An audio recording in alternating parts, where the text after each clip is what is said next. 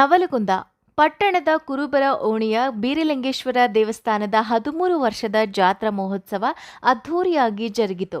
ಬೆಳಗ್ಗೆ ಬೀರಲಿಂಗೇಶ್ವರ ಮೂರ್ತಿಗೆ ಅಭಿಷೇಕ ಹಾಗೂ ಬಿಲ್ವಾರ್ಚನೆ ಕಾರ್ಯಕ್ರಮವು ಸಂಜೀವ್ ಹಿರೇಮಠ್ ನೇತೃತ್ವದಲ್ಲಿ ನಡೆಯಿತು.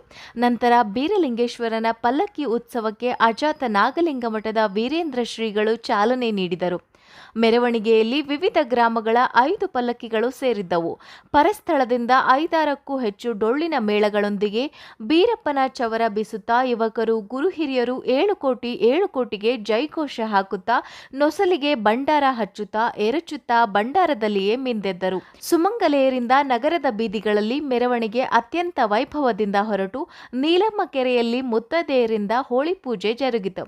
ನಂತರ ವಿಧಿವಿಧಾನದಂತೆ ಮರಳಿ ದೇವಸ್ಥಾನಕ್ಕೆ ಹೊರಟು ಮಹಾಪೂಜೆಯೊಂದಿಗೆ ಬೀರಪ್ಪ ಮೂರ್ತಿಯನ್ನು ಗರ್ಭಗುಡಿಯಲ್ಲಿ ಪ್ರತಿಷ್ಠಾಪಿಸಲಾಯಿತು. ನಂತರ ಅನ್ನ ಸಂತರ್ಪಣೆ ಜರುಗಿತು. ಜೆಎಸ್ಕೆ ಕನ್ನಡ ನ್ಯೂಸ್, ನವಲಗುಂದ.